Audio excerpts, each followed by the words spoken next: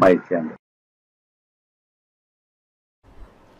বিসমিল্লাহির রহমানির রহিম। আসসালামু আলাইকুম। মাহবুব আলম ফোরেজ ইউটিউব চ্যানেলের পক্ষ থেকে সকল বন্ধুদের শুভেচ্ছা স্বাগতম। প্রিয় বন্ধুরা, আপনারা জানেন আমি প্রাইমারি নিয়োগের যে প্রশ্নগুলো ছিল আপনাদের বিগত সনের, সেই প্রশ্নগুলো সমাধান করে দিচ্ছি। আজকে আমার তৃতীয় ক্লাস। আমি চলে যাচ্ছি আমাদের নির্ধারিত ক্লাসে। প্রিয় বন্ধুরা, আপনারা আমার সাথে থাকেন। আমি প্রথমে আমার পরিচয়টা দিয়ে নিচ্ছি। Welcome to our class. প্রিয় বন্ধুরা, আমি মোহাম্মদ মাহবুব আলম, সিনিয়র শিক্ষক, গোড়াদিয়া উচ্চ বিদ্যালয়, নরসিংদী সদর, নরসিংদী। প্রিয় বন্ধুরা, আর আমার চ্যানেলের নাম মাহবুব আলম ফোরেজ।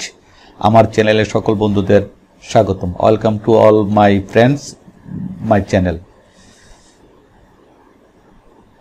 প্রিয় বন্ধুরা, প্রাথমিক সহকারী শিক্ষক নিয়োগ পরীক্ষা তৃতীয় ধাপের যে পরীক্ষাটা হয়েছিল, সেই ধাপের 20টা অঙ্ক ছিল। আপনারা জানেন যে প্রত্যেকটা প্রশ্নের মধ্যে 20টা করে অঙ্ক থাকে, আর সেই 20টা অঙ্ক আমি এখানে শর্ট টাইপ মেথডে করার চেষ্টা করেছি। তবে একটা বিষয় হলো, সব অঙ্ক কিন্তু শর্ট টাইপ করা যায় না।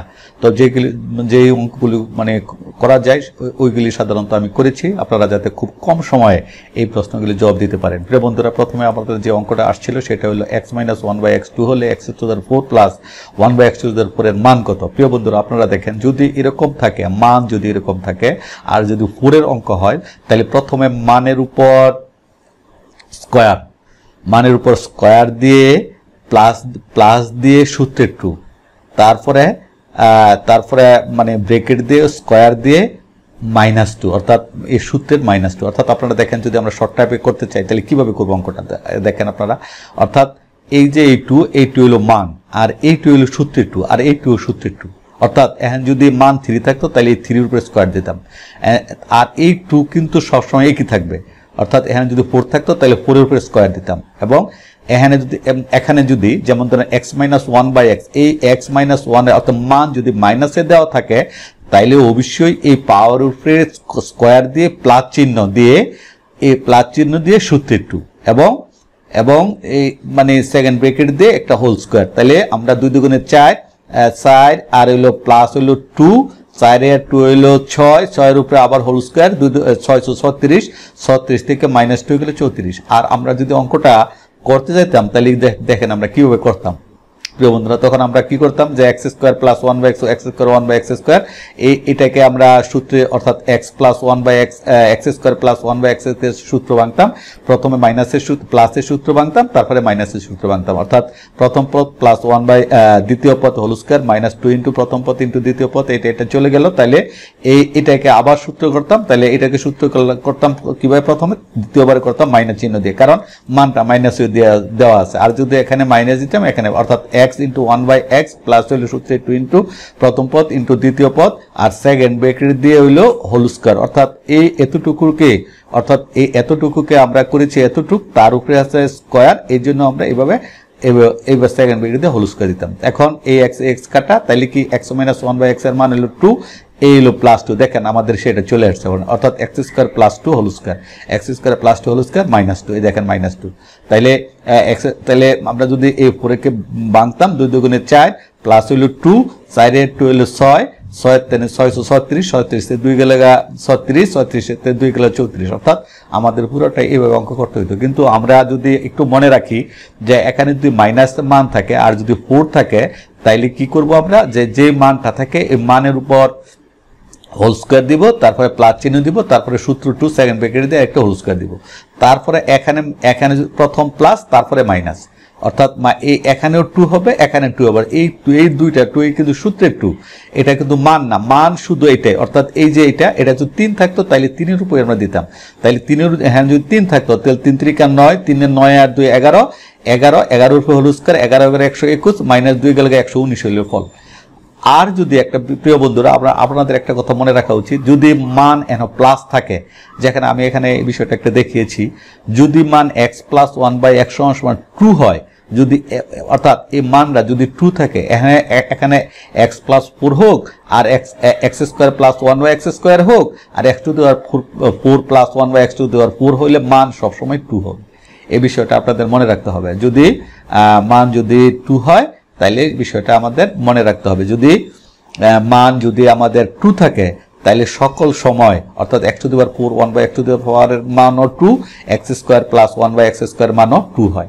এই বিষয়টা আমরা দেখে যেন করতে পারি, মনে থাকে যেন। যাক, আমরা দ্বিতীয় অঙ্কটা চলে যাচ্ছি যে 32 এর 2 ভিত্তিক লগারিদম কত। তো 32 যদি আমরা উৎপাদক করি তাহলে কি হয় দেখি আমরা, অর্থাৎ 32 2 2 2 2 অর্থাৎ 5টা 2 হয়, 5টা 2 এ মানে ধারাবাহিক গুণ করলে হয় কত 32। তাহলে এটার আমরা এই 2 কি লিখতে পারি, two the power 5 two the পাওয়ার 5 অর্থাৎ 5 হইছে 32 এর 2 ভিত্তিক লগারিদম অর্থাৎ 5। এই দেখেন 5, হ্যাঁ, আমাদের প্রশ্নের উত্তরটা 5 চলে আসে। যাক, আপনারা বিষয়টা বুঝতে পেরেছেন যে এখানে যতটা স্কয়ার লগারিদম এখানে যতটা হবে এবং তার উপরে যে সংখ্যাটা হবে তার উপর পাওয়ারটা যত পাওয়ার হয় লগারিদম তত। তো যাক, আমরা 3 নম্বর অঙ্কে চলে যাচ্ছি। প্রিয় বন্ধুরা, আমাদের 3 নম্বর অঙ্ক ছিল ভাজক ভাগফলের 10 গুণ। ভাজক এত হলে ভাজ্য কত। ভাজক ভাগফলের 10 গুণ, ভাজ্য এত হলে ভাজক কত। তাহলে আমরা একটা সূত্র অবশ্যই আগে যে জানি যে ভাজ্য ইকুয়াল ভাগফল ইনটু ভাজক যোগ ভাগশেষ, এটা হলো মানে সূত্র। তাহলে আমরা এখন কি করতে পারি, যে কি বলছে দেখেন আপনারা বিষয়টা, যে ভাজক ভাগফলের 10 গুণ। ভাজকটা হইছে ভাগফলের 10 গুণ, অর্থাৎ ভাগফল হলো কম, ভাজক হইছে তার থেকে 10 গুণ বেশি। ভাজক এত হলে তাহলে আমাদের ভাগফলটা বের করতে হবে। তাইলে ভাজক এত হলে তাহলে কত, এতকে যদি আমরা 10 দ্বারা ভাগ করি তাইলে আমাদের ভাগফল বের হবে। এখন ভাগফল যদি বের হয়, ভাগফল আর ভাজক গুণ করে যোগ যদি ভাগশেষ দেই তাহলে ভাজ্য কতটা চলে আসবে। তাহলে আমরা অঙ্কটা একটু দেখি কিভাবে হয়।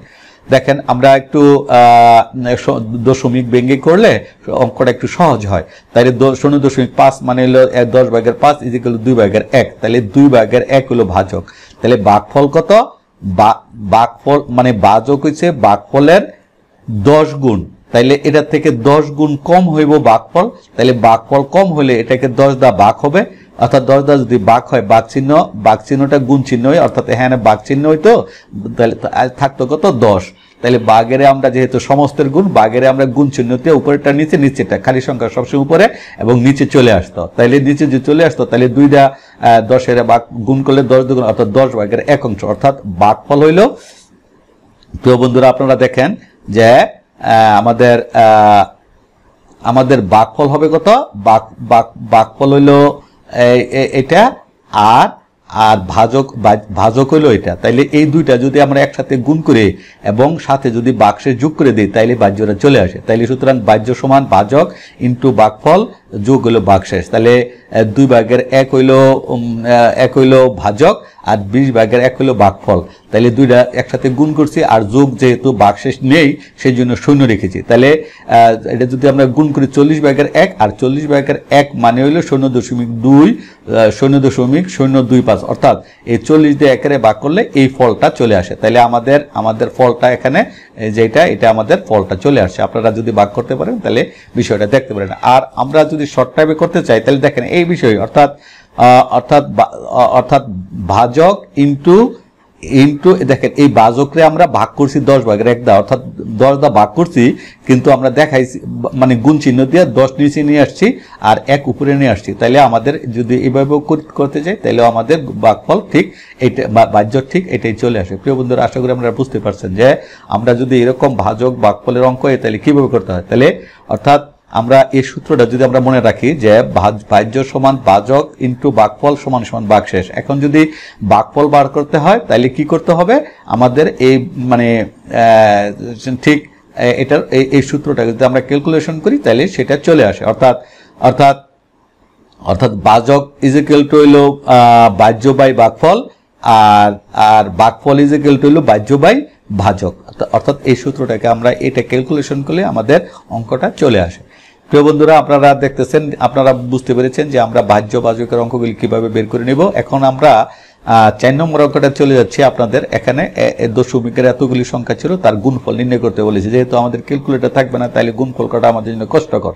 কিন্তু আমরা এরকম দশমিক যদি থাকে এবং সেটা যদি কোনো সমস্ত না থাকে তাহলে কি করব, আমরা প্রথমে এই যে সংখ্যাগুলো একসাথে গুণ করব। যেমন 4 দুগুণে 8, 8 আর মানে কি কই 8 দুগুণে 16 আর 4 16 64। তাহলে 64 পর আমরা দেখব কয়টা মানে প্রত্যেক মানে দশমিকের কয়টা সংখ্যা আছে। তাহলে এখানে একটা দশমিকের পরে একটা ঘর, এখানে দশমিকের পরে দুইটা ঘর, তাহলে দুইটা একটা আর দুইটা তিনটা আর এখানে দশমিকের পরে হলো দুইটা ঘর, হলো 5টা। তাহলে 64 লিখে বাম দিকে আরো 5 ঘর নিতে হলে আরো 3টা শূন্য দিতে হবে এবং তারপর দশমিক দিতে হবে, তাইলে আমাদের অঙ্কটা চলে আসবে। অর্থাৎ মুখে মুখে আমরা অঙ্কটা করে ফেলতে পারি। তাহলে এরকম যদি হয় তাহলে আমরা কি করব, প্রয়োজন আবার আপনারা বলি, আমরা কি করব, এই যে খালি এই সংখ্যাগুলোকে আমরা এই সংখ্যা, তারপরে এই সংখ্যা, এই সংখ্যা, তারপরে এই যে এই সংখ্যাগুলি আমরা গুণ করব। গুণ করে দেখব এখানে কতটা দশমিকের পরে কতটা সংখ্যা। তাহলে দশমিকের পরে এখানে একটা সংখ্যা, দশমিকের পরে এখানে দুইটা সংখ্যা, দশমিকের পরে এখানে দুইটা সংখ্যা, তো দুইটা আর দুইটা চারটার একটা 5টা। আর এই যে সংখ্যাগুলি ভাগ করে পারলাম আমরা 64 ডান দিকে লিখে এই 5টা ঘর আমাদের করতে হবে। তাহলে 5টা ঘর আমরা 5টা আর 3টা শূন্য দিলেই আমাদের 5টা ঘর পূর্ণ হয়ে যায়। এই জন্য দেখেন আপনারা এখানে চলে আসছে যে দশমিকের দেখেন এই 64, তারপরে 1 2 3 সর্বমোট মিলে হলো 5টা, অর্থাৎ 1 2 3 4 5, অর্থাৎ এখানে দেখেন 1 2 3 4 5, অর্থাৎ 5 ঘর পরে দশমিক চলে আসছে। প্রিয় বন্ধুরা, আপনারা এরকম যদি আসে তাহলে আপনারা খুব সহজেই করতে পারেন। অর্থাৎ আপনারা আবারও বলছি যে এই সংখ্যা আর সংখ্যাগুলো আগে গুণ করবেন, গুণ করে ডান দিকে লিখবেন, লিখার পর এই কত ঘর পরে দশমিক আছে এই দশমিকগুলি গুনবেন। যেমন এনে একটা, এনে দুইটা, তিনটা, এনে দুইটা, 5টা। তাইলে অর্থাৎ এই সংখ্যাগুলো গুণ করার পর যে সংখ্যাটা বসে সেই সংখ্যাটা বসিয়ে তারপরে 5 ঘর আপনারা পূর্ণ করবেন শূন্য দিয়ে। তাইলে যদি দুইটা, যেমন আমাদের 64 আছে, 64 আসছে, তাইলে 5 ঘর পূর্ণ করতে হলে আর কি লাগে, 3টা শূন্য লাগে। 1 2 3টা শূন্য দিচ্ছি, তারপর আমরা দশমিক দিয়েছি, আমাদের এই ফলটা এটা চলে আসছে। প্রিয় বন্ধুরা, তাহলে আশা করি দশমিকের এরকম অঙ্ক হলে আপনারা খুব সহজেই পারবেন। তো যাক, আমরা 5 নম্বর অঙ্কে চলে যাচ্ছি। প্রিয় বন্ধুরা, 5 নম্বর অঙ্কটা হলো কি যে 8% সরল মুনাফায় 600 টাকা বিনিয়োগ করলে 5 বছরে যে মুনাফা হয়, কোন সরল হারে বিনিয়োগে 10,000 টাকা 3 বছরে ওই মুনাফা, অর্থাৎ এই 8% মুনাফায় 6,000 টাকার 5 বছরের যত মুনাফা হইব, ঠিক কোন হারে, অর্থাৎ হার চাইছে 10,000 টাকার 3 বছরে সেই মুনাফা হবে। তাহলে আমাদের কি বার করতে হবে যে এই 6,000 টাকার 8% হারে 5 বছরের মুনাফা বার করতে হবে। তাহলে আমরা জানি মুনাফায় সরল, যেহেতু মুনাফা বলছে, আর মুনাফা মানে হলো সরল মুনাফা।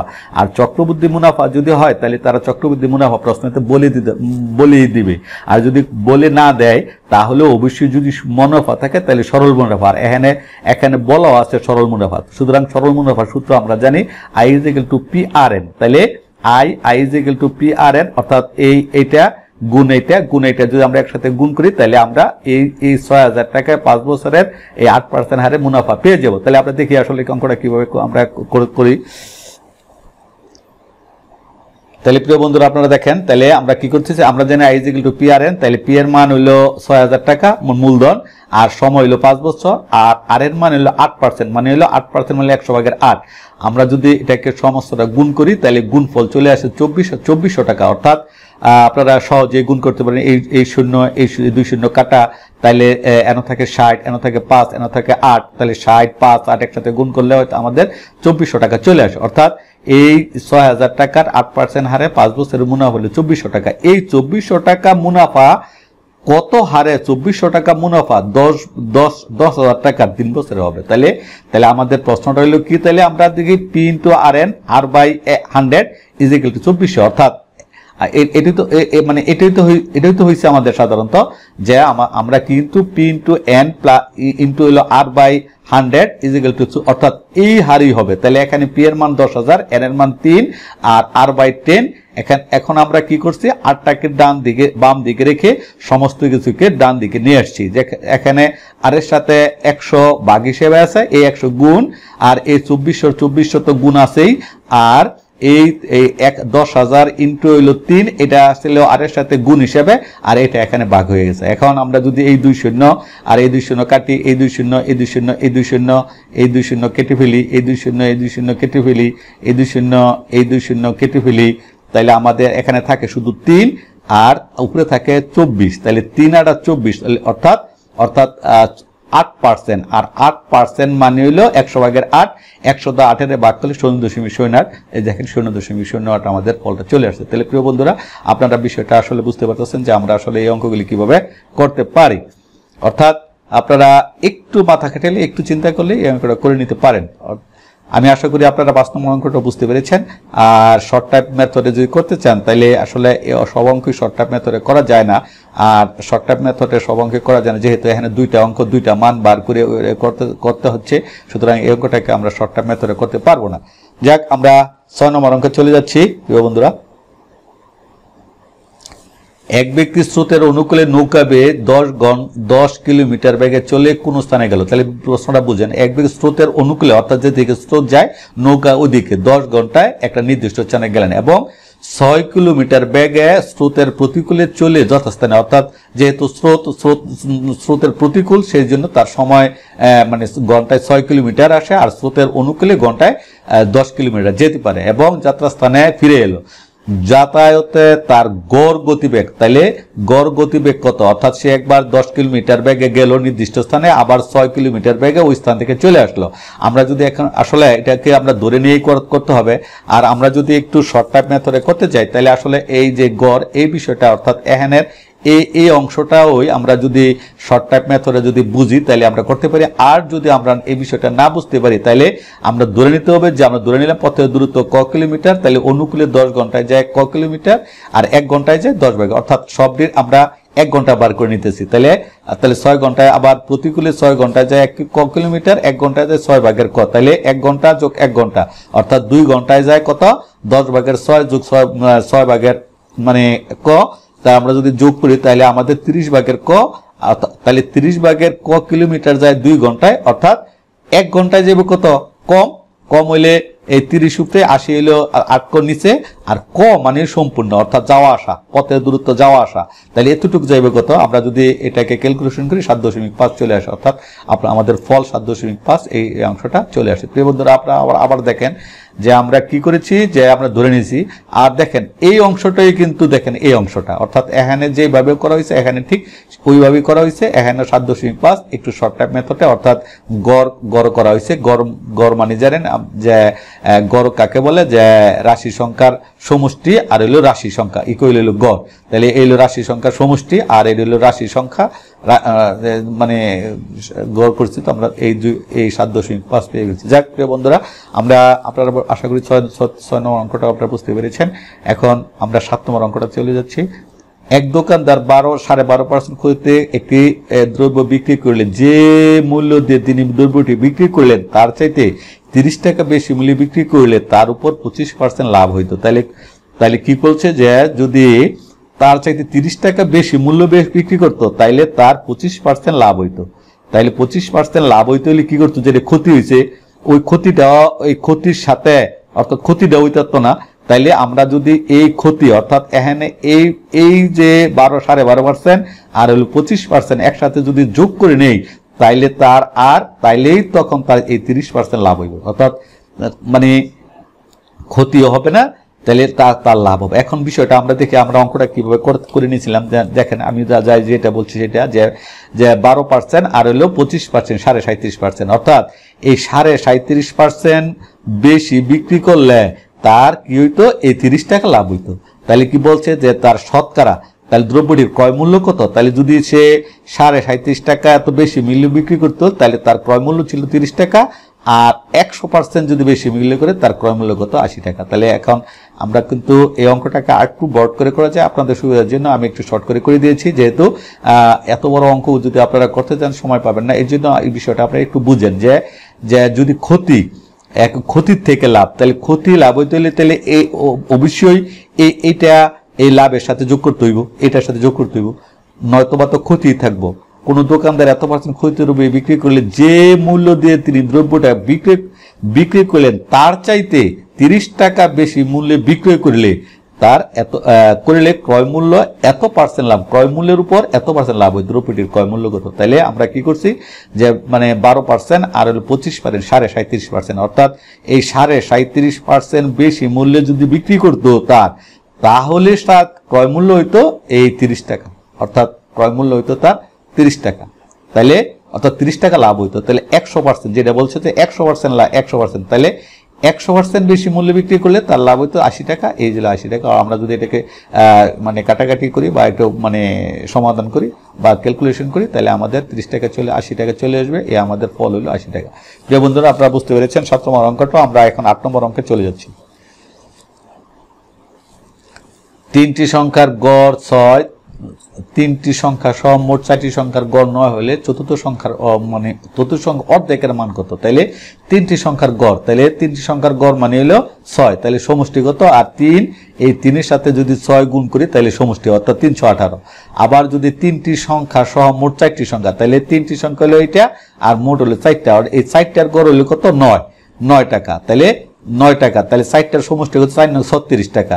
তাহলে চতুর্থ সংখ্যার মানের অর্ধেক কত? তাহলে আমরা যদি এই চতুর্থ সংখ্যার সমষ্টি থেকে 3 সংখ্যার সমষ্টি বাদ দেই, তাহলে চতুর্থ সংখ্যা থাকবো। আর চতুর্থ সংখ্যার অর্ধেকের মান, তাহলে যেই মানটা বাড়ছে এই মানটাকে যদি আমরা 2 দ্বারা ভাগ করে দিই তাহলে আমাদের চলে আসবে। তাহলে কত আসে দেখেন আপনারা, 4 নং 36 আর হলো কি বলা হয় 318 আর 4 নং 36, 18 তেনে 36 গেলে 18, 18কে যদি আমরা 2 দ্বারা ভাগ করি তাহলে 2 দ্বারা ভাগ করি তাহলে 9। এই দেখেন 9 আমাদের মাল চলে আসছে। তাহলে আমরা অঙ্কটা মুখোমুখিও করে নিতে পারি। দেখেন আপনারা ঠিক সেইভাবে অঙ্কটা করা আছে। আশা করি আপনারা অঙ্কটা বুঝতে পেরেছেন যে এখানে গড় এত, 4টি সংখ্যার এত, আর চতুর্থ সংখ্যা থেকে বিয়োগ করছি চতুর্থ সংখ্যার অর্ধেকের মান, সুতরাং অর্ধেক মানে হইল 18-এর 2 দ্বারা ভাগ, এই 9 চলে আসছে। বন্ধুরা, আশা করি অঙ্কটা খুব সহজে, এরকম অঙ্ক প্রায় আসে আপনাদের, তাহলে আপনারা অঙ্কটা নিয়ে নেবেন। আরেকটা বিষয় হলো সমকোণী ত্রিভুজের বাহুগুলোর অনুপাত কোনটি? অর্থাৎ সমকোণী ত্রিভুজের বাহুগুলোর অনুপাত আমরা জানি পিথাগোরাসের সূত্র অনুযায়ী যে অতিভুজ স্কয়ার কি বলা হয়, যে ভূমি স্কয়ার প্লাস হইলো অতিভুজ স্কয়ার ইকুয়াল হলো এই যেগুলো অতিভুজ, সরি আবার বলি আমি, যে ভূমি স্কয়ার ইকুয়াল হলো লম্ব স্কয়ার ইকুয়াল হলো সমান হইলো অতিভুজ স্কয়ার, অর্থাৎ ভূমি স্কয়ার যোগ হইল লম্ব স্কয়ার সমান হইল অতিভুজ স্কয়ার। তাহলে দেখেন এই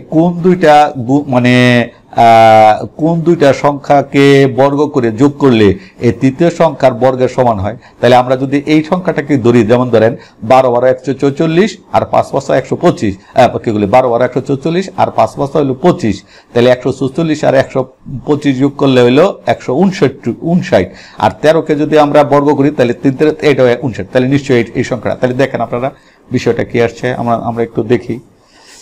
দেখেন আমরা প্রথম সংখ্যাকে 12, অর্থাৎ এটাকে যদি আমরা ভূমি ধরি, এটাকে লম্ব ধরি, তাহলে ভূমি স্কয়ার যোগ হচ্ছে লম্ব স্কয়ার ইকুয়াল হইল কত? 144, আর 5-এর গুণ করলে 525 গুণ করলে দুইটা একসাথে যোগ করলে 159, আর 13কে যদি আমরা বর্গ করি তাহলে 159। তাহলে অবশ্যই এই সংখ্যাটাই হবে সমকোণী ত্রিভুজের বাহু। তাহলে এই পিথাগোরাসের শর্ত মতো এটা প্রযোজ্য। আর দেখেন এটা যদি এটা হইতো তাহলে 4 4 16, 3 3 9, 16 আর 9 25, আর যদি এখানে আছে কত আর লাস্টের বড় সংখ্যাটা হলো 6, 6 যদি আমরা 6কে যদি আমরা বড় করতাম তাহলে 636, অর্থাৎ নট দেন 25, অর্থাৎ এর সমান প্রযোজ্য নয়। ঠিক পরেরটাও ঠিক তাই, 5 5 25, 3 3 9, 25 34, আর পরেরটা আছে হলো বড় সংখ্যাটা হলো 6, 6 এর গুণ করলে হলো 636, তাহলে এখানে হলো 34 আর এখানে হলো 36, আর 34 সমান 36 নয়, সুতরাং এটা প্রযোজ্য নয়।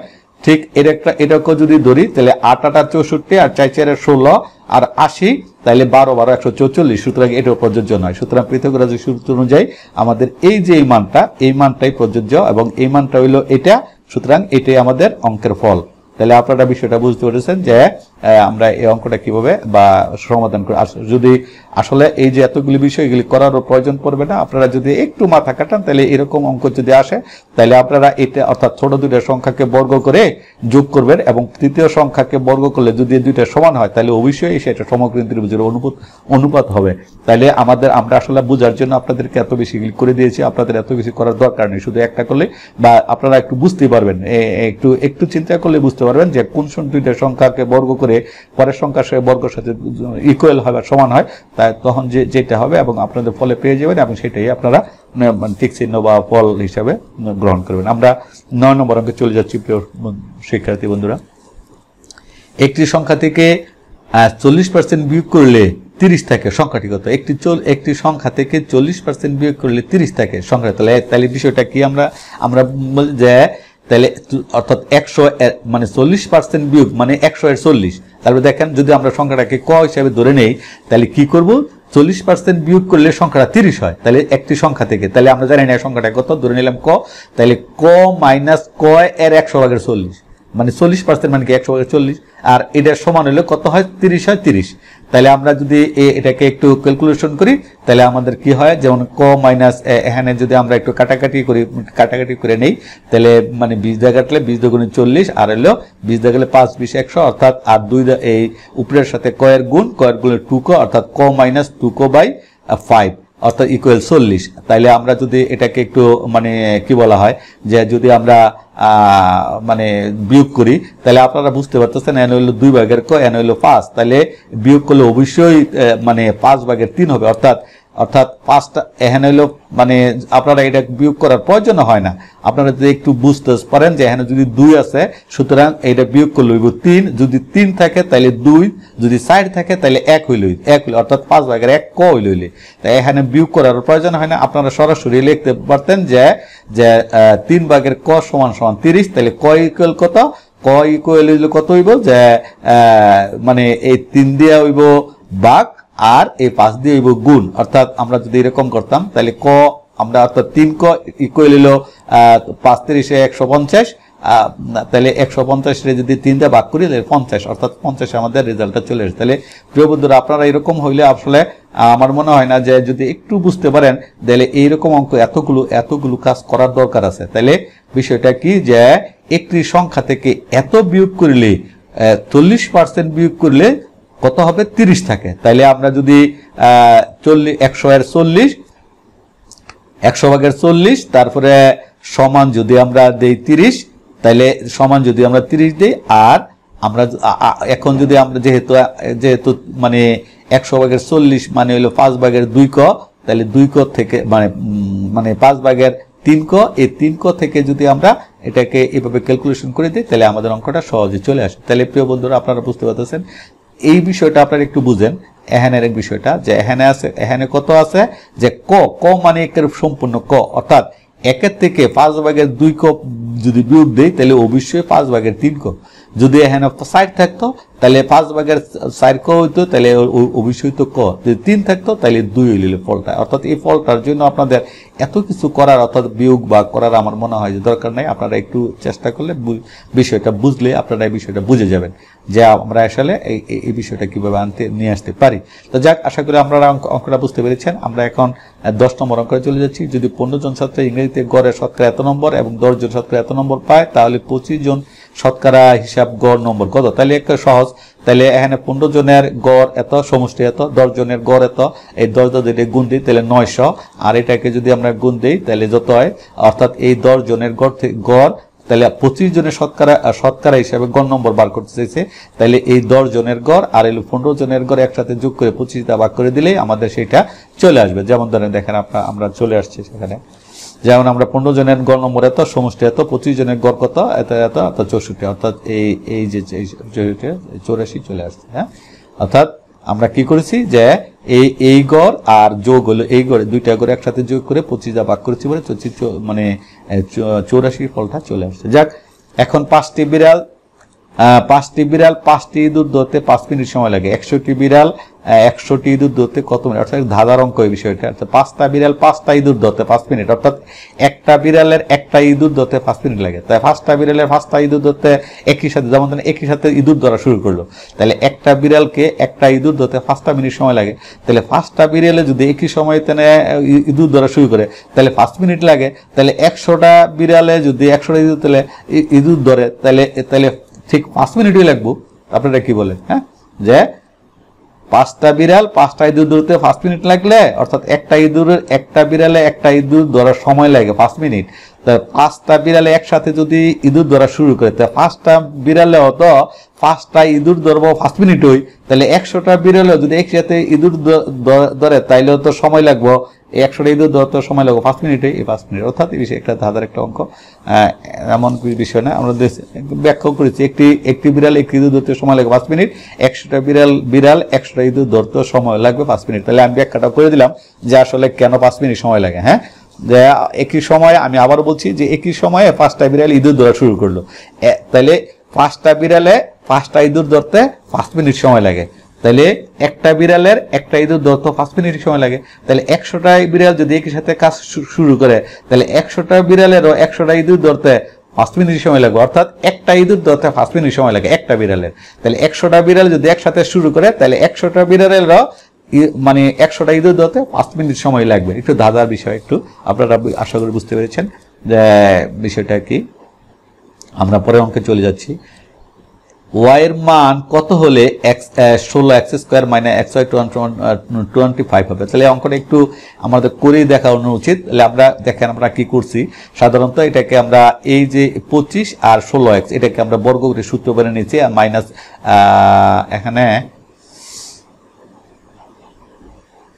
এখানে আমাদের একটু ভুল হয়েছে, এখানে প্লাস হইতো, এখানে মাইনাস না, এখানে প্লাস চিহ্ন আছিল, এখানে প্লাস না কি, এখানে প্লাস চিহ্ন ছিল, আমার এখানে মাইনাস চিহ্ন চলে আসছে। তো যাক, আমরা এখানে আপনারা প্লাস চিহ্নই ধরে নেবেন, মাইনাস চিহ্নই ধরে নেবেন। আমার অঙ্কটা মাইনাসই ছিল, ঠিক আছে, মাইনাস চিহ্ন, ঠিক আছে, আমাদের ভুল হয় নাই। তাহলে আমরা এই দুইটা অঙ্ক এই 16 আর 25 আমরা বর্গ করে নিয়েছি, এটাকে প্রথম রাশি, এটাকে দ্বিতীয় রাশি করে আমরা a + b হোল স্কয়ারের সূত্র করে নিয়েছি। যার কারণ a + b হোল স্কয়ারের সূত্র করা মানেই তো মানে দুইটা পূর্ণবর্গ সংখ্যা, তাহলে অবশ্যই এতটুকু সংখ্যা আর এতটুকু সংখ্যা হলো আমাদের পূর্ণবর্গ সংখ্যা। কারণ এটার সমানে আমরা লিখতে পারি কি যে 4x + 5 হোল স্কয়ার, তাহলে অবশ্যই এটা একটা পূর্ণবর্গ সংখ্যা। তাহলে কিন্তু এখানে তো আমাদের তো এই সংখ্যাটা নাই, এটুক তো নাই আমাদের, তাহলে এটা পূর্ণ সংখ্যা বর্গ সংখ্যা। তাহলে বলছে যে y এর মান কত হইলে এই সংখ্যাটা পূর্ণবর্গ হবে। তাহলে আমরা যেহেতু এখানে এটা আসছে আর আমরা এটা সমান যদি এটা সমান যদি লিখতে চাই, তাহলে অবশ্যই কত লিখতে হবে, এন হলো 4 × 4 = 40x মাইনাস করে দিতে, অর্থাৎ এন প্লাস আছে, এখানে যদি মাইনাস করে দিই তাহলে এইটা আর এটা কাটা, তাহলে আমাদের অঙ্কের মান আর কোনো পরিবর্তন হয় না। এখন যদি আমরা দেখেন এখানে, এখন যদি আমরা y এর মান যদি, তাহলে আমাদের এই অংশটা হইলো পূর্ণবর্গ, তাহলে এই অংশটা পূর্ণবর্গ, তাহলে y এর মান কত হইলে এই অংশটাই, অর্থাৎ এই অংশটা পূর্ণবর্গ, বাকিটা পূর্ণবর্গ নয়। তাহলে এখন যদি আমরা y এর মান যদি আমরা 40 ধরতাম, তাহলে এখানে 40x, তাহলে 40x হইলে 40x minus 40x plus 40x, তাহলে এই 40 আর এটা কাটা যেত, কাটা গেলে আমাদের এই সংখ্যাটা থাকতো, তাহলে এটা আমরা পূর্ণবর্গ। তাহলে আমরা অবশ্যই বলতে পারতাম যে যদি y এর মান 40 হয় তাহলে সংখ্যাটা একটা পূর্ণবর্গ সংখ্যা হবে। দেখেন আমরা এখন কি লিখছি, তাহলে 40x মাইনাস এর মান 0 হলে বাকি অংশ পূর্ণবর্গ হবে, অর্থাৎ এই টুকের মান যদি 0 হয় তাহলে বাকি অংশটুকু পূর্ণবর্গ সংখ্যা হবে, অর্থাৎ 4x + 5 হোল স্কয়ার হবে। তাহলে আমরা এই অংশটাকে শূন্য করতে হলে কি করতে হবে, তাহলে এই y এর মানটাকে আমার 40 ধরে নিতে হবে। তো 40 ধরে নিলে তাহলে 40x মাইনাস আর 40x প্লাস = 0, সুতরাং 40, অর্থাৎ y এর মান যদি 40 হয় তাহলে সংখ্যাটা আমাদের পূর্ণবর্গ সংখ্যা হবে। তাহলে ব্যাপারটা আপনারা বুঝতে পারছেন, আসলে কি বুঝতে পারছেন বিষয়টা দিয়ে আমরা কিভাবে এটা বিষয়টা করেছি। অর্থাৎ পূর্ণবর্গ মানে হলো x + y হোল স্কয়ার, এটা পূর্ণবর্গ। তাহলে এটা ছাড়া অন্য যা থাকে তার সাথে সেইটা যদি আমরা বাদ দিতে পারি, তাইলে ওই সংখ্যাটা একটা পূর্ণবর্গ সংখ্যা। এখন বলো তাহলে এটা ছাড়া আমাদের এতটুকু সংখ্যা আছে, এতটুকু সংখ্যা থাকলে তাহলে এতটুকু বাদ দিতে হলে কি 40x আছে, তাহলে y এর মান যদি আমরা 40 ধরি তাহলে মাইনাস 40x আর প্লাস 40x, তাহলে এটা কাটা। তাহলে বিষয়টা আমরা বুঝতে পারছেন যে y এর মান 40 হলে সংখ্যাটা একটা পূর্ণবর্গ সংখ্যা হতো। তাহলে প্রিয় বন্ধুরা, আশা করি আমরা 12 নম্বর অঙ্কটা বুঝেছেন। যদি এরকম আসে আপনারা আসলে পারবেন, একটু প্র্যাকটিস করবেন আপনারা। আমরা বিভিন্ন ইউটিউব চ্যানেল দেখি যে এটা 100%, এটা 100% চলে আসবে কমন। আসলে আপনারা অবগতির জন্য বলি, আসলে আমাদের অঙ্ক এইভাবে আসেই না যে একটা অঙ্ক আর একটা ওই অঙ্কটাই আসে না, ওই ধারায় আসে, ওই নিয়মে আসে। কিন্তু যে 100% এটা করলেই যে আপনার এটাই কমন পারি সেটা, অর্থাৎ আপনাদেরকে যে এই অঙ্কগুলোর যে কিভাবে হয় সেই বিষয়টা আপনাদের কনসেপ্টটা যদি থাকে, তাহলে যখন এই অঙ্কটা কনসেপ্ট আছে এরকম আছে, এখন যদি এই সংখ্যাগুলি পরিবর্তন করে আসে, যেহেতু কনসেপ্টটা আপনার মধ্যে আছে, তাইলে অবশ্যই আপনি অঙ্কটা পারবেন। তাই আমি আপনাদেরকে বলি যে এই প্রশ্নগুলো, বিগত সনের প্রশ্নগুলোর যে অঙ্কগুলি আসে এই ধারায় অঙ্কগুলি আসবে, এবং এই কনসেপ্টগুলি যদি আপনাদের মাথায় থাকে তাইলে আপনারা অঙ্কগুলো করতে পারবেন। এরকম না যে আমি 10টা বা 50টা অঙ্ক করলেই যে ওই 50টা অঙ্ক থেকে 10টা অঙ্ক কমন করে, এরকম না। অর্থাৎ আপনার ওই ধারায় অর্থাৎ ওই কনসেপ্টটা যদি আপনাদের মাথার মধ্যে থাকে তাইলে আপনারা যেভাবে আসুক আপনারা পারবেন। তাই আমি কখনো বলি না যে এই অঙ্কগুলি করলে আপনাদের 100% কমন পাবেন না, তবে এই অঙ্কগুলি করলে আপনাদের কনসেপ্ট যদি থাকে তাইলে এই ধারায় আসলে আপনি পারবেন। যাক, আমরা কথা বাড়াচ্ছি না, আমরা 13 নম্বর অঙ্কে চলে যাচ্ছি। কোন বৃহত্তম সংখ্যা দ্বারা এত এতকে ভাগ করলে প্রতিঘাতে এত এত অবশ্যই। তাহলে এই অঙ্কগুলি আমরা আগে করেছি, তাহলে আমাদের কি করতে হবে? এত থেকে 3 বিয়োগ এত থেকে যদি এরকম আসে তাহলে আমরা কি করব? যথাক্রমে যেতে বলছে, তাহলে 27 থেকে 3 বিয়োগ, 40 থেকে 4 বিয়োগ আর 65 থেকে 5 বিয়োগ করে এটাকে যদি গসাগু করে দেই তাহলে আমাদের অঙ্ক চলে যাবে। আর গসাগু আপনারা কিভাবে করে জানেন?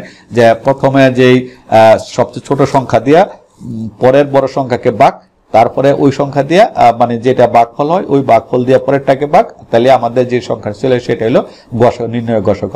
আপনারা নিশ্চয়ই গসাগু করতে জানেন। তাহলে আমাদের এই গসাগু 12 হবে। তাহলে এই কি হবে? যে ভাগ করলে প্রতি ক্ষেত্রে, তাহলে এই 12 দিয়ে ভাগ করলে প্রতি ক্ষেত্রে এই 3, 4, 5 অর্থাৎ এই 12 দিয়ে যদি আপনি 27 ভাগ করেন তাহলে 3 অবশিষ্ট থাকবে, 40 ভাগ করেন তাহলে 4 অবশিষ্ট থাকবে, 65 ভাগ করেন তাহলে 5 অবশিষ্ট থাকবে। তাহলে বিষয়টা হলো কি যে 27 থেকে 3 বিয়োগ, 40 থেকে 4 বিয়োগ, আবার 65 থেকে 60 বিয়োগ। আর তখন কি করবো আমরা? সাধারণত এই 24 দিয়া এটারে ভাগ করবো। তাহলে 24 একবার যাইব, একবার গেলে কত হাতে থাকবো মানে 12। তারপরে আমরা আবার কি করবো? এই 24টা আবার 12 দিয়ে ভাগ করবো। গসাগু তো আমরা জানি নিশ্চয়ই, 12 ভাগ করবো। তাহলে 12 দুগুণে 24, 2। তারপরে আবার এই 12 দিয়ে আমরা কি করবো? 60 ভাগ করবো, 5 12 60, তাহলে 12 অর্থাৎ বাম দিকের যে অংশ এটাই থাকে আমাদের গসাগু। তাহলে 12 আমাদের লসাগু মানে নির্ণয় গসাগু চলে আসবে। আর এই 12ই হবে নির্ণয় সংখ্যা, যাকে দিয়ে এটাকে ভাগ করলে প্রতি ক্ষেত্রে এই 3, 4, 5 অবশিষ্ট থাকবে। ধন্যবাদ বন্ধুরা, আমরা আশা করি বুঝতে পেরেছেন। এখন আমরা 14 নম্বর করে যাচ্ছি। এত পি এক্স মাইনাস পি এর বিভাজ্য পি এর মান কত? অর্থাৎ আপনারা বুঝতে পারতেছেন এটা একটা কি বলা হয় যে ফাংশনের একটা অঙ্ক। তাহলে আমরা যদি ফাংশন করি আর পি এর মান যদি আমরা এক্স এর মান যদি আমরা পি ধরে নেই, তাহলে আমরা প্লাস পি ধরে নিই, তাহলে আমাদের অঙ্কটা চলে আসবে। যেন এক্স এর মান যদি আমরা পি ধরি তাহলে কি কই, এক্স এর মান যদি আমরা 5 ধরি মানে ফাংশনের মান, তাহলে x সমান 5, 5 এর উপরে স্কয়ার 5 × 25 আর x 5 5 × 35, এই 25 আর 35 একসাথে যোগ করে যদি মানে পি এর মান অর্থাৎ তাহলে কত 60 হবে। আর 60 যদি আমরা অর্থাৎ এর সমান 0 আর তাহলে পি সমান কত হবে? -60 হবে। -60 আমরা দেখেন অঙ্কটা কিভাবে করেছি। দেখেন আসলে আমরা যদি একটু বুঝি তাহলে নিজের এই ফাংশন অর্থাৎ পি এর মান একটু ধরেছি, সুতরাং এখানে চলে আসছে পি অর্থাৎ এই সমান 0। তাহলে এই পি যদি থাকে আর সমস্তগুলি যদি ডান দিকে চলে আসে তাহলে আমাদের কি লিখতে পারি? তাহলে এটার মান প্লাস, এটার মান প্লাস, তখন এটা এসে মাইনাস হয়ে যাবে অর্থাৎ -60। এই -60 আমাদের ফল চলে আসছে প্রিয় বন্ধুরা। যাক, আশা করি বুঝতে পেরেছেন। এখন আমরা 14 নম্বর অঙ্কটা, এত সংখ্যাটিকে কত দ্বারা গুণ করলে সংখ্যাটি একটি পূর্ণবর্গ সংখ্যা হবে? এত সংখ্যাটিকে কত দ্বারা গুণ করলে সংখ্যাটি একটি পূর্ণবর্গ সংখ্যা হবে? তাহলে আমরা যদি এই সংখ্যাটাকে উৎপাদক করতে পারি, তাহলে আমরা উৎপাদক করতে গেলে প্রথম আসলে 2 দা যাবে, তারপরে আমরা উৎপাদক করে নেই। উৎপাদক করে নেওয়ার পর আমরা যে উৎপাদকের যে সংখ্যাগুলি বের হলো সেগুলিকে যদি জোড়া করি, তাহলে জোড়া ছাড়া যে জোড়া ছাড়া সংখ্যাটা থাকবে ওই সংখ্যাটা দিয়ে যদি এটাকে গুণ করি তাহলে একটি পূর্ণবর্গ সংখ্যা হবে। আমরা অঙ্কটা একটু করে দেখাচ্ছি। যেমন ধরেন একে উৎপাদক করছি তাহলে 2, এটাকে উৎপাদক করলে 2 × 5 × 5 7 দেখেন এই দুইটা জোড়া অর্থাৎ এটা হলো বর্গ সংখ্যা। তাহলে আরেকটা 2 যদি হইতো তাহলে এটা জোড়া হইতো এবং এই সংখ্যাটা একটা পূর্ণবর্গ সংখ্যা হইতো। তাহলে আরেকটা 2 দ্বারা গুণ করলে সংখ্যাটা একটা পূর্ণবর্গ সংখ্যা। 2 যেহেতু 2 জোড়া ছাড়া, সুতরাং আরেকটা 2 এখানে যেহেতু 2 জোড়া বেন, সুতরাং আরো একটি 2 দিয়ে গুণ করলে সংখ্যাটি একটি পূর্ণবর্গ সংখ্যা হবে। তাহলে প্রিয় বন্ধুরা, আপনারা যদি এরকম আসে তাহলে এই সংখ্যাটাকে আপনারা মানে কি করবেন? উৎপাদক করবেন। উৎপাদক করার পর সংখ্যাগুলোকে আপনারা জোড়ায় অর্থাৎ যে উৎপাদকের যে বিষয়গুলো এগুলো জোড়ায় সাজাবেন এবং সাজানোর পর যেটা অতিরিক্ত থাকে ওইটা দিয়েই গুণ করলে, যদি ভাগ করার কথা বলা হইতো তাইলেও আপনারা বললেন হইলে যে এই 2 দ্বারা ভাগ করলে সংখ্যাটা একটি পূর্ণবর্গ, অর্থাৎ এখানে গুণ করার কথা বলা হয়েছে এই জন্য আমরা গুণ বলছি। যদি বলতো ভাগ করলে মানে কত দ্বারা ভাগ করলে সংখ্যাটা একটি পূর্ণবর্গ সংখ্যা হতো, ঠিক তখনও আমরা এই সংখ্যাটিকে আমরা উৎপাদক করলাম বলে, আর যেটা জোড়া থাকলে তখন আমরা বললাম বলে যে 2 জোড়া বেন, সুতরাং 2 দিয়ে ভাগ করলে সংখ্যাটি একটি পূর্ণবর্গ সংখ্যা হবে। তাহলে প্রিয় বন্ধুরা, আশা করি আপনারা 14 নম্বর অঙ্কটা বুঝতে পেরেছেন। এরকম অঙ্ক যদি আসে তাহলে আপনারা এভাবেই করে নেবেন। তো যাক আমরা পরের সংখ্যা পরের চলে যাচ্ছি 15 নম্বর অঙ্ক চলে যাচ্ছি 15 অঙ্কটা ছিল আপনাদের 19 এর তৃতীয় ধাপে 15 নম্বর অঙ্কটা ছিল যে বাবু তপুর কাছে কিছু মার্বেল আছে জানি না, তাইলে আমরা যদি ধরে নিই এটা আসলে অঙ্কটা বেশ বড়, আমাদেরকে অঙ্কটা আসলে শর্ট টাইপে করা খুব মুশকিল, তাইলে আমাদের একটু করে নিতে হবে যে যদি বাবু এবং তপুর কাছে মার্বেল পরিমাণ XY ধরে নিলে বাবু যদি তপুকে 10টা মার্বেল দিয়ে দেয় তবে তাদের মার্বেলের সংখ্যা সমান হয়। অর্থাৎ যদি মানে বাবু যদি তপুকে 10টা মার্বেল দিয়ে দেয়, বাবু দেখবেন বাবু তপুকে দিছে, তাহলে বাবুতে 10টা মার্বেল কমে যাবে আর তপুর কাছে 10টা মার্বেল আইলে তারা সমান হবে। আবার কি করছে যে আবার তপু যদি বাবুকে 20টি মার্বেল দেয়, আবার যদি এই তপু যদি বাবুকে 20টা মার্বেল দেয় তাহলে 20টা মার্বেল দিয়ে দেয়, তাইলে বাবুর মার্বেলের সংখ্যা দ্বিগুণ হবে। অর্থাৎ তপু যদি বাবুকে 20টা মার্বেল দিয়ে দেয়, অর্থাৎ তপুর মার্বেল যদি Y হয় তাহলে X - Y, তাহলে তাহলে বাবুর মার্বেল কত হইব Y + X। তাহলে আবার কি বলছে দ্বিগুণ হয়, তাহলে কার দ্বিগুণ, অর্থাৎ তপুর দ্বিগুণ হয় বাবুর, তাহলে তপু আর বাবুকে দ্বিগুণ করতে হলে তপুকে 2 দিয়ে গুণ করতে হবে। দেখি আমরা অঙ্কটা কিভাবে করি। আমরা দেখেন আমরা ধরে নেই বাবুর মার্বেলের সংখ্যা X এবং তপুর মার্বেল Y, তাহলে প্রথম শর্ত অনুযায়ী X - 10 = Y + অর্থাৎ তো বাবু যদি তপুকে 10টা মার্বেল দিয়ে দেয় তাহলে তার 10টা কমে যাবে এবং তপুর 10টা বেড়ে গেলে তাদের সমান হবে। তাহলে আমরা এটাকে ক্যালকুলেশন করে নিলাম X = Y + 20, অর্থাৎ Y + 20 আপনি কেমন বুঝতে পারতেছেন যে আমরা Xটাকে এদিকে রাখছি আর Yটাকে আমরা ওইদিকে নিয়ে গেছি, Y ছিলই আর এখানে এই 10 এর আগে মাইনাস, এই মাইনাসটা যখন এই সাইডে এসে পড়ছে তাহলে X = 20, অর্থাৎ আমরা এটাকে 1 নম্বর সমীকরণ হিসেবে ধরে নিলাম। আবার দ্বিতীয় শর্ত মতে কি লিখছি সাধারণত যে তপু যদি বাবুকে 20টি মার্বেল দিয়ে দেয়, তাহলে তপু যদি বাবুকে 20টি মার্বেল দেয় তাহলে তার 20টা কমে যাবে, তাহলে Y - 10 এবং তার বাবুর 20টা বাইরে যাবে, তাহলে X + 2। এবং কি বলছে যে এই যে সংখ্যাটা এই সংখ্যাটা তপুর দ্বিগুণ, তাহলে এই সংখ্যাটার সাথে এই সংখ্যাটা যদি সমান করতে হয়, যেহেতু সমাধানের অঙ্ক, তাহলে অবশ্যই এই তপুর সাথে 2 দিয়ে গুণ করতে হবে।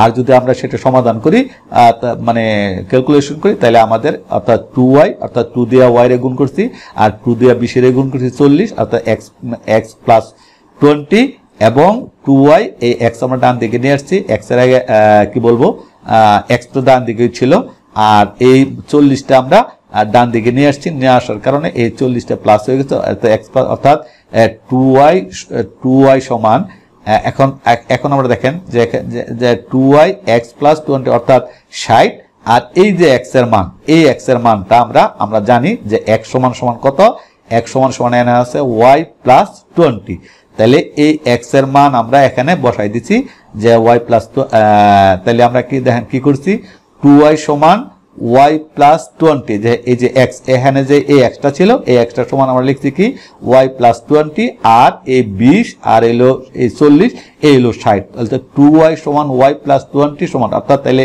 এই Yটা যদি ডান দিকে নিয়ে আসে তাহলে 2Y থেকে এটার আগে প্লাস আর বাম দিকে চলে আসলে মাইনাস হয়ে যায় শুধু Y, তাহলে এখানে আমি করেও দিছি অবশ্য, এতটা আসলে করার সময় থাকবে না আপনাদের, তখন আপনারা নিজেরাই মানে Y সমান আপনারা 80 লিখে নিতে পারেন, এতটা করার তো সময় নাই। তাহলে Y = 80, তাহলে Y এর মান 80, তাহলে Y আমরা ধরছিলাম কার মান যে তপুর মার্বেল, তা তপুর হইছে 80টা, তাহলে বলছে বাবুর মার্বেল কত, তাহলে বাবুর মার্বেল হলো আমরা X ধরছি, তাহলে X সমান Y + 10, তাহলে X হলো বাবুর মার্বেল, তাহলে X Y + 10 এই Y + 20, তাহলে Y + 20 Y এর মান আমরা পেয়ে গেছি 80 আর 20 হলো 20, তাহলে 80 এলো Y এর মান আর এলো 20 এলো 100, অর্থাৎ X এর অর্থাৎ বাবুর মার্বেল হলো 100টি, এই যে 100টি। ব্যাপারটা বুঝতে পারতেছেন প্রিয় বন্ধুরা? একটু চিন্তা করবেন, যারা একটু ম্যাথমেটিক্স নিয়ে একটু মানে আছেন তারা একটু আগের বিষয়গুলি একটু চিন্তা করলে বিষয়টা চলে আসবে, এবং আপনারা যদি 2 করে চিন্তা করেন তাহলে অবশ্যই এরকম অঙ্ক আর আপনারা এত বড় কিছু করে করণ লাগবে না, আপনারা শর্টকাট ম্যাথ মাথার মধ্যে চলে আসবে। অর্থাৎ অঙ্ক আমি বলি যে অঙ্ক করো না, অঙ্ককে চর্চা করতে হয়। আপনি যদি একটু চর্চা করেন এই বিষয়টা, এটাকে সংখ্যাটা একটু চেঞ্জ করে অন্যভাবে একটু দেখেন, 2-1 বার করেন, দেখবেন যে এইসব অঙ্কগুলি আপনার মাথার মধ্যে চলে আসবে এবং আপনারা ইজিলি ভাবেই এই সকলকে এত কিছু না করেও করতে পারেন। তবে শর্ট টাইপ মেথডের সহগ কিন্তু করা যায় না, আপনারা বিষয়টা আপনাদের মনে রাখতে হবে। যাক, আরেকটা বিষয় হলো যে আপনারা বুঝতে পেরেছি 15 নম্বর অঙ্কটা। 16 নম্বর অঙ্কটা হলো যে 2, 3, 5, 8, 13, 21, 34 দ্বারাটি পরের সংখ্যাগত। তাইলে আসলে আমরা দ্বারাটিকে আগে চিন্তা করতে হইব যে দ্বারাটি কি দ্বারা। দেখেন 2 আর 3 যোগ করলে 5, 3 আর 5 যোগ করলে 8, 5 আর 8 যোগ করলে 13, 8 আর 13 যোগ করলে 21, 13 আর 21 যোগ করলে হলো 34। তাহলে 21 আর 34 যোগ করলে যেটা এটা, তাহলে এটা একটা ফিবোনাক্সি ধারা। তাহলে আমাদের ফিবোনাক্সি ধারা কাকে বলে? যে মানে পূর্ববর্তী দুইটি সংখ্যা যোগ করলে যদি পরের সংখ্যা সমান হয় তাকে ফিবোনাক্সি ধারা বলা হয়। তাহলে আমরা অঙ্কটা মানে দেখে বুঝে বলছি যে ফিবোনাক্সি। তাহলে এই 21 আর এই 34 যোগ করলে পরে যে সংখ্যাটা হবে সেটা তাহলে কত? 55। তাহলে আমি দেখি অঙ্কটা কি বলছি।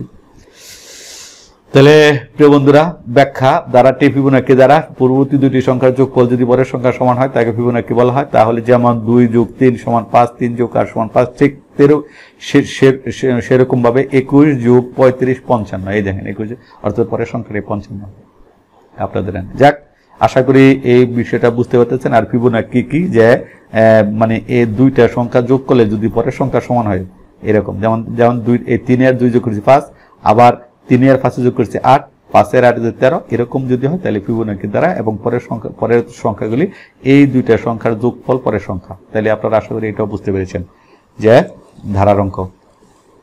প্রিয় বন্ধুরা, এখন সুন্দর একটা অঙ্ক। 6 ফুট দীর্ঘ বাঁশের 4 ফুট দীর্ঘ ছায়া, 4 ফুট দীর্ঘ ছায়া হয় 6 ফুট বাঁশের। একই সময়ে একটি গাছের ছায়া 18 ফুট হলে 64 ফুট হলে গাছের উচ্চতা কত? তাহলে একটু সহজ। তাহলে ছায়া যদি হয় 4 ফুট, গাছের দৈর্ঘ্য হলো 6 ফুট, 1 ফুট হলে কত? 64 ফুট হলে কত? একদম সহজ। তাহলে আমরা 4 ফুট হলে 6 ফুট, 1 ফুট হলে 6/4 ইন্টু হলো, অর্থাৎ 4/6 ইন্টু হলো 64। এই দুইটাকে যদি আমরা ক্যালকুলেশন করি তাহলে আমাদের অঙ্কটা চলে আসবে 96। দেখেন আপনারা, আমি কি বললাম দেখেন, খুব সহজভাবে আপনারা মনে মানে এরকম অঙ্ক আপনারা আসলে মানে মনে অর্থাৎ মুখোমুখি করে নেওয়া উচিত।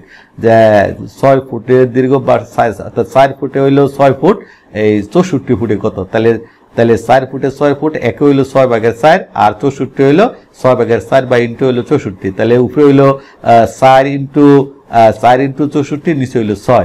তাহলে 4 ইন্টু 64 6 দা যদি 4 ইন্টু 64 গুণ করে 6 দা ভাগ করলে যেটা বেরিয়ে ফল 96। দেখি আমাদের অঙ্কটা কি হচ্ছে। দেখেন আমরা একটু শর্ট টাইপে করে বলছি, 4 6 5 2 এত 6 এত। এখন দুইটা কাটাকাটি করছি, কাটাকাটি করার পরে এখানে 96 বা এটা গুণ করে 4 দা ভাগ করে ধরো 96 চলে আসছে। যাক প্রিয় বন্ধুরা, আশা করি এই বিষয়গুলি, এরকম অঙ্ক আসলে মাথা নষ্ট করার বিষয় না, একটু চিন্তা করলেই, একটু ভালো করে পড়লেই আপনারা এই বিষয়গুলি জবাব দিতে পারবেন। যাক, আমরা 18 নম্বর প্রায় শেষের দিকে চলে আসছি। 18 নম্বর অঙ্ক, 3 ভাইয়ের বয়সের গড় এত, তাদের বাবা সহ তাদের বয়সের গড় হলো এত, বাবার সমষ্টি বয়স কত? তাহলে একদম সহজ। তাহলে 3 ভাই, তাহলে 3 দেড়ের গুণ, আবার বাবা সহ 4 দেড়ের গুণ, আর গুণ করে দেওয়ার পর এই গুণ থেকে এটা বিয়োগ করলে যেটা এটাই হবে। তাহলে 3 ষোলো 48 আর হলো 4 হচ্ছে 100, 100 থেকে 48 বিয়োগ করলে 52, অর্থাৎ একদম সহজ অঙ্ক। তাহলে আপনারা এই বিষয়টা বুঝতে পেরেছেন, এটা আমাদের আর বোঝার বিষয় না।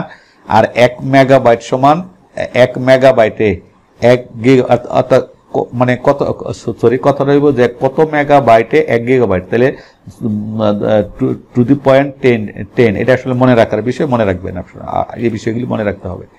যাক, আমরা চলে যাচ্ছি স্থূলকোণী ত্রিভুজের স্থূলকোণের সংখ্যা কত? তাহলে আমাদের বুঝতে হবে যে স্থূলকোণ ত্রিভুজ 3টে বাহু দ্বারা সীমাবদ্ধ ক্ষেত্র ত্রিভুজ। তাহলে স্থূলকোণ হলো কি, যে ত্রিভুজের একটা কোণ স্থূলকোণ তাকে স্থূলকোণী ত্রিভুজ বলা হয়। তাহলে যে ত্রিভুজের একটা কোণ স্থূলকোণ তাকে ত্রিকোণী ত্রিভুজ, তাহলে একটা কোণ থাকবো। তাহলে এটাই। তাহলে আরেকটা বিষয় হলো যে আমরা জানি ত্রিভুজের 3 কোণের সমষ্টি 2 সমকোণ। একটা কোণ যদি একের অধিক যদি স্থূলকোণ হয় তাহলে দুইটা, তাহলে ত্রিভুজ, তাহলে তো 2 মানে মানে কি বলা হয় যে আমি বলছি 3 কোণের সমষ্টি 2 সমকোণ, আর একটা স্থূলকোণ, একটা স্থূলকোণ হইতে 1 সমকোণ থেকে বড়। তাহলে যদি একটা থেকে মানে একের অধিক যদি স্থূলকোণ হয় তাহলে তো 2 সমকোণতে বেশি হয়ে যায়, তাহলে সম্ভবই না। সুতরাং একটা কোণ স্থূলকোণ থাকলে বাকি কোণগুলো মিলে, যেমন একটা কোণ যদি 100 ডিগ্রি থাকে আর দুইটা কোণ মিলা বাকিটা, অর্থাৎ কত 9 দুগুণে 9 দুগুণে 18, 180 180 অর্থাৎ একটা কোণ 80 আর দুইটা কোণ মিলে হইলো একটা কোণ যদি 100 হয় আর দুইটা কোণ মিলে হইব 80, তাহলে 180। অর্থাৎ এই স্থূলকোণী ত্রিভুজের স্থূলকোণ সংখ্যা কত? তাহলে অবশ্যই একটা স্থূলকোণ থাকবে। আর আমরা জানিও স্থূলকোণের সংজ্ঞা, যে ত্রিভুজের একটা কোণ স্থূলকোণ তাকে স্থূলকোণী ত্রিভুজ বলা হয়। আর স্থূলকোণ কাকে বলে? যে কোণের পরিমাণ এক সমকোণ থেকে বড় এবং দুই সমকোণ থেকে ছোট তাকে স্থূলকোণী ত্রিভুজ বলা হয়। তাহলে যাক, আমরা দেখি কি লিখছে এখানে, যে কোণের পরিমাণ এক সমকোণ থেকে বড় এবং দুই সমকোণ থেকে ছোট তাই স্থূলকোণী ত্রিভুজ। ত্রিভুজের যেহেতু ত্রিভুজের তিন কোণের সমষ্টি দুই সমকোণ, তাই একটি ত্রিভুজে একটির বেশি স্থূলকোণ থাকতেই পারে না, কারণ থাকলে আর সেটা দুই সমকোণ থাকবে না। তাইলে দুইটা স্থূলকোণ হইতো যদি এক সমকোণ থেকে বড় হয়, তাহলে দুইটা সমকোণ হইতো দুই সমকোণ থেকে বড় হয়ে যাবে। তাহলে 200 কোণ বড় হইলে সেটা আর মানে কি বলা হয়, যে এটা আর কোণ থাকতো। যাক, আমরা লাস্টে একদম শেষের পর্যায়ে চলে আসছি, যে এত টাকা এত অনুপাতে ভাগ করে দিলে বৃহত্তম ক্ষুদ্রতম সঙ্গে পার্থক্য। তাহলে এত টাকা এত অনুপাতে, তাহলে আমাদের কি করতে হবে?